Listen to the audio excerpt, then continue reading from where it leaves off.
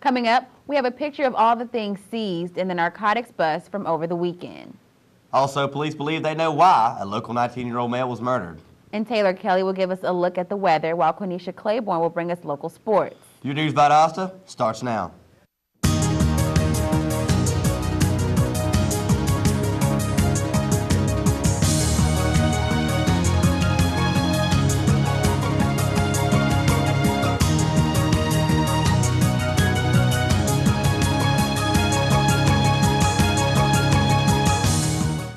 Welcome to News Valdosta. I'm Brigette Wiley. And I'm Zach Saxon. We reported yesterday that the Narcotics Unit of Valdosta Police Department seized more than $200,000 worth of narcotics equipment from the 400 block of Fry Street over the weekend.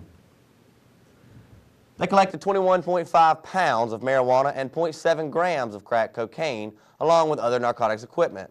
27-year-old Willie Williams and 34-year-old Corinda Brown were charged with possession of marijuana with the intent to distribute and possession of narcotic equipment and other marijuana and cocaine offenses.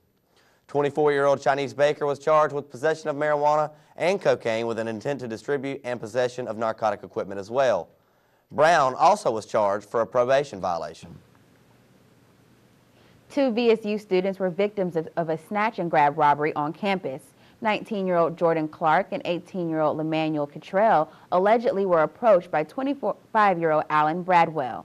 Valdosta police say Bradwell snatched their money and a cell phone, then fled the scene. According to the incident report, $23 in cash was stolen and recovered, and the $700 cell phone was not recovered. Bradwell was charged with 2 counts of robbery. Police say the home of 50-year-old Annie Irvin was burglarized last week in broad daylight.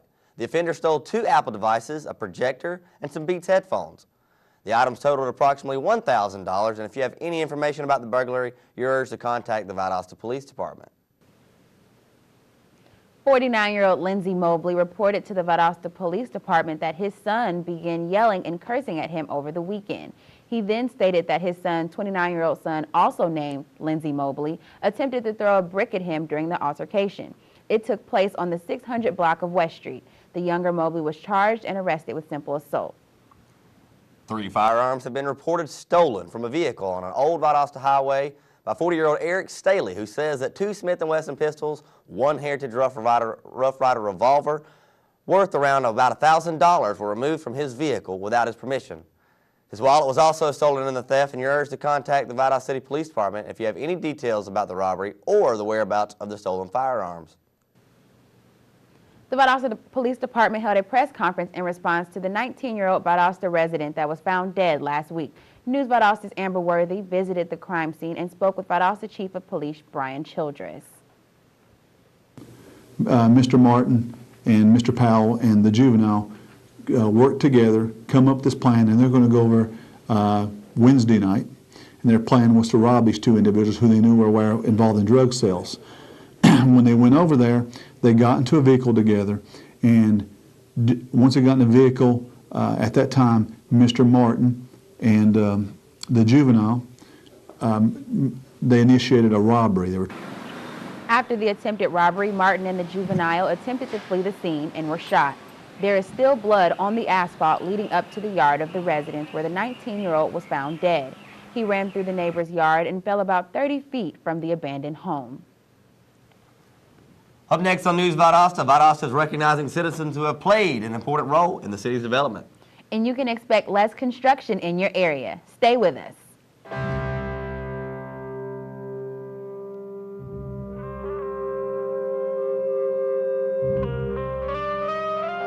7,000 high school students drop out every school day. That's a line of desks more than 4 miles long. We can keep students in school. Visit boostup.org and take the first step. Valdosta State University, encouraging in-depth inquiry, hands-on experience, service and involvement, and a global view, while offering a beautiful residential campus, over 100 fields of study, graduate and online degrees, and championship athletics, all in a warm and friendly community. Get connected and involved. Do more, become more. Valdosta State University. Welcome back to News Valdosta. I'm Brigette Wiley. And I'm Zach Saxon. In the month of October, the city celebrates National Community Planning Month with the American Planning Association. This year's theme is People and Places. The city has scheduled events that will recognize the people who play an integral role in addressing the needs of the growing Valdosta community. The next event is Partnership for Healthy Living in the Gardens in the Community program, and it's set for this Saturday from 8 a.m. till 1. The city hopes that you'll come out and celebrate with them, and the schedule of events can be found in more detail on the City of Valdosta's website. The Central Valdosta Development Authority, or CVDA, will meet tonight at 5 p.m. in the Valdosta City Hall Annex Multipurpose Rooms. The CVDA is in charge of managing the process of improving downtown's position as a governmental, cultural, and economic center for the greater Lowndes County area. If you'd like more information about how you can get involved, contact the Valdosta Main Street organization. And I know you're all tired of the constant beautification efforts in the certain areas of the city, but you can expect the construction on the Gornto Road extension to come to an end here in the near future. News Valdosta's Kayla Jordan has more on the city's efforts. Thanks, Zach. I have great news for motorists that traveled on Woodrow Wilson Drive before the new realignment began. This Friday, the City of Valdosta will be hosting a ribbon-cutting ceremony at 1 p.m. to unveil the new road on the corner of North Patterson Street and Woodrow Wilson Drive. This new $1.9 million project includes drainage improvements, utility adjustments, and intersection alignments. It also is a new 3-lane highway that includes a center turning lane, new sidewalks, and a bike lane. Modern detection sensors were also installed for the lights to change accordingly when citizens pull up to the light. Following that, the Lowndes County Chamber of Commerce donated 35 live oak trees to beautify this project. Be there this Friday, October 18th, for the unveiling at 1 p.m. on the corner of Woodrow Wilson Drive and North Patterson Street. For News Valdosta, I'm Kayla Jordan. The last farm days for this season will happen this weekend from 9 a.m. to 1 p.m. around the historic Lowndes County Courthouse. Valdosta Main Street leaders sponsor the event and say they're grateful for all the vendors and residents who have made this third year so successful. Last week, a group of Moody Air Force Base men came back to the U.S. after their overseas duty in Afghanistan. Family and friends were present to greet the airmen along with the Lowndes County High School Georgia Bridgman Band. More airmen are expected to return here in the next coming weeks. Coming up, Taylor Kelly has the latest weather forecast. And will we see any rain in the near future? Stay with us and find out.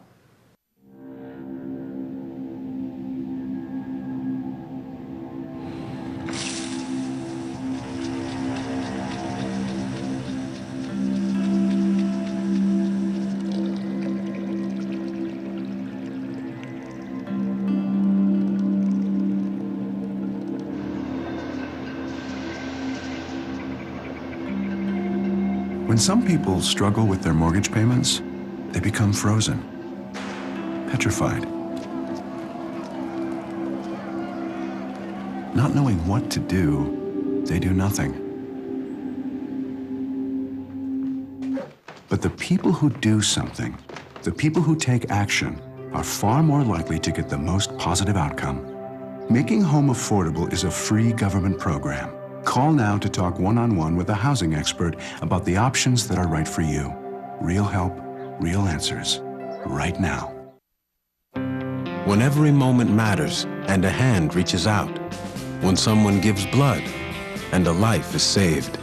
That moment when heartbreak turns to hope. You're there through the American Red Cross. Every day, the Red Cross responds to nearly 200 neighborhood emergencies. And your support makes it possible. Use this moment to join us today. Visit redcross.org. Welcome back to News Valdosta. Is it time to pull out your winter clothes? Let's check in with our weather anchor, Taylor Kelly, and find out. Thanks, Zach. Well, the weather is looking more and more like fall every day, and it's so nice to be getting slight breaks in heat. And it looks like the break in heat will continue as we see a high of 83 degrees today with a 30% chance of rain. Continuing on into the evening, we see a nice fall low of 60 degrees and partly cloudy skies. For tomorrow, we're looking at partly cloudy skies with a temperature increase. The high for tomorrow should be around 87 degrees. As for the heat index, it is a very high level, especially for exposure lasting over 15 minutes. So be sure to take the necessary precautions to protect your skin from the harmful UV rays. Great news for allergy sufferers. The pollen count is at a very low level than it has been, with the predominant pollen being ragweed. And that's your local weather forecast for today. Back to you at the news desk. Thank you, Taylor. Coming up, we'll check in with Quenisha Claiborne for our sports update. And we'll take a look at other events around the Valdosta area. Stay with us.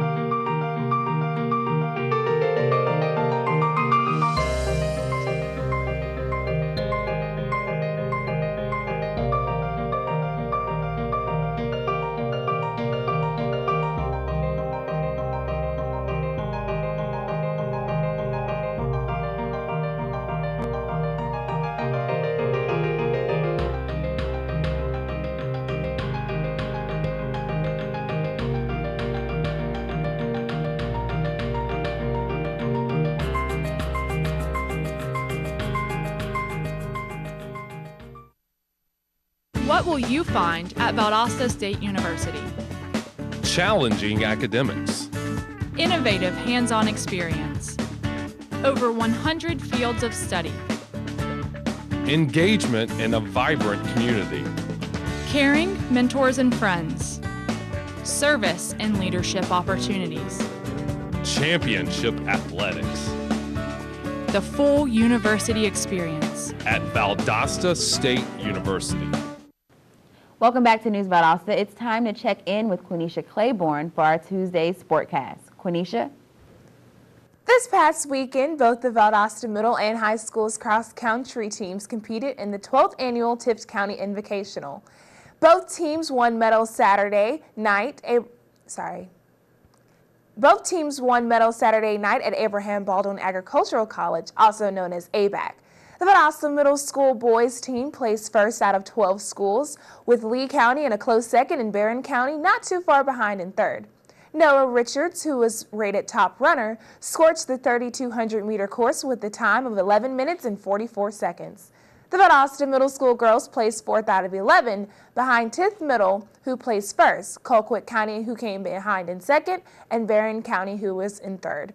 Madeline Posey, top runner for the Valdosta Middle School girls, finished fifth place out of 120 runners. The Valdosta High School girls team managed to place third without their top runner, Leah Michaels, who missed the meet due to a foot injury. Camden County took first place with the Tift County in second, and Valdosta High School's boys team finished the meet in 10th place out of 15. Freshman Matthew Bond, the top VSH runner, placing 6 out of 173rd runners, covered the 3.1-mile course with a time of 17 minutes and 44 seconds. Bond is placed in the top 10 in every varsity meet this season except one. This Saturday, Valdosta Middle will close out their season by competing in the Georgia State Middle School Cross Country Championship in Cochran. The Valwood Valiants are preparing for the team's several home games set to take place later on this week. The Valwood Junior Varsity Cheerleading team has a match this Thursday against Windsor Academy, set to take place at 5 p.m. The Valiants are also preparing for a varsity volleyball match against Stratford Academy that will begin at 6 p.m. tomorrow night.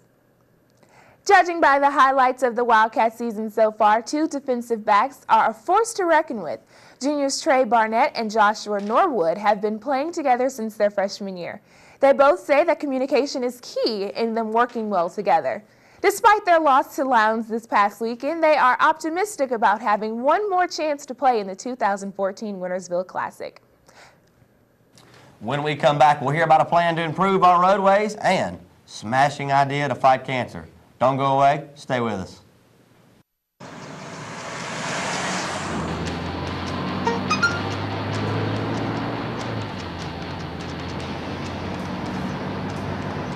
The average text takes your eyes off the road for nearly 5 seconds.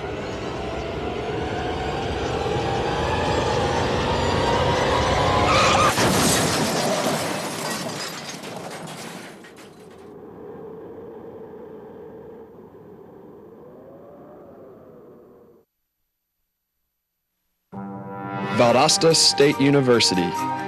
Quality academics. Caring faculty mentors. A beautiful campus. Opportunities for involvement, leadership, and service. Championship athletics. Spirit and pride. Discover your opportunities. Valdosta State University. So, I got this new family, and I don't know what it is about this one, but she can't seem to put down that toy all day long. Tap, tap, tap, tap. Oh, and she even talks to it. She talks to that more than she talks to him. What's up, bro? Nice shirt. Who's she talking to? Her mom? She talks to her mom a lot. City and county planners have updated the area's transportation improvement program and want to know what you think about it. This is a 3-year plan that includes not only all of Lowndes County, but also parts of Berrien, Brooks, and Lanier. Funding for these projects totals more than $2.5 million. You can see copies of the proposed changes to the plan at public libraries in all the affected counties.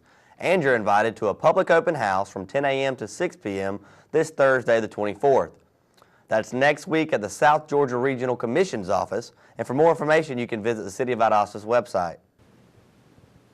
The Sunbelt Agricultural Expo begins today in Moultrie. The community is encouraged to attend. It's the largest agricultural expo east of Mississippi. This expo aims to educate the community through an agricultural-based trade show. Today, the expo will be open from 8:30 a.m. until 5 p.m. Tomorrow and Thursday, the expo will run from 8:30 a.m. to 4 p.m. Tickets can be purchased for the day, and a multi-day pass is available. Children under the age of 10 will be admitted free. More than 1,200 exhibitors will be present. To raise funds for Relay for Life and to help find a cure for breast cancer, Barnes Healthcare Services and Sigma Alpha Epsilon are having a car smash. Everyone's encouraged to donate and take a swing with a sledgehammer at a car that they will have on site. The theme this year is knocking cancer out one swing at a time. And this event will take place this Friday from 2 to 4 on the SAE front lawn on Baytree Road. Thanks for watching News Valdosta. I'm Bridget Wiley. And I'm Zach Saxon. Have a great day. We'll see you next time.